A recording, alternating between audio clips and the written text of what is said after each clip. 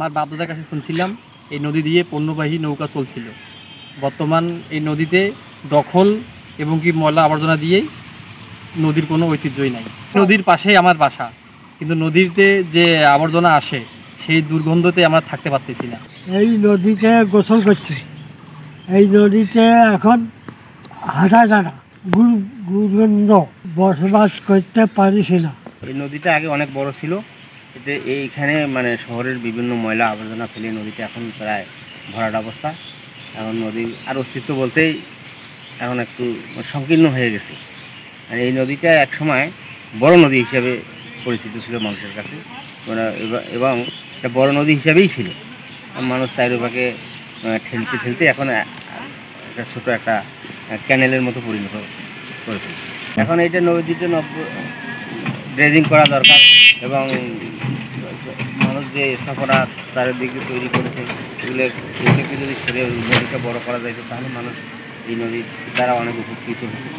নদীটা আগের মতোই সে এখন পানি যাইতে পারত, এখন তো পানি যাওয়াই মুশকিল। বসুন্ধরা ডায়াপেন্ট এখন আরও উন্নত। এই হট এয়ার থ্রো টপশিট দ্রুত শোষণ করে সোনামণিকে দেয় কোমল অনুভূতি।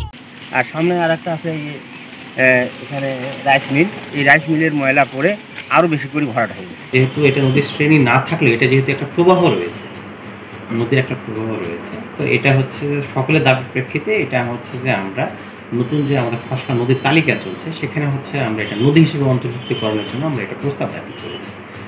তো আশা করছি এটা যদি নদী হিসেবে চূড়ান্তভাবে স্বীকৃতি লাভ করে।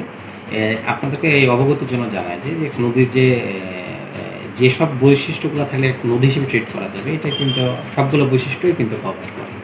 এই কারণে আমরা পানি বোর্ড থেকে এবং জেলা প্রশাসন থেকে এটা আমরা নদী হিসেবে স্বীকৃতি দেওয়ার জন্য কিন্তু আমরা উদ্যোগ গ্রহণ করেছি, এবং সেটার প্রেক্ষিতে কিন্তু আমরা ইতিমধ্যে বিভাগীয় কমিশনার স্যারের মাধ্যমে কিন্তু এটা তালিকা প্রেরণ করা হয়েছে এটা নদী হিসাবে।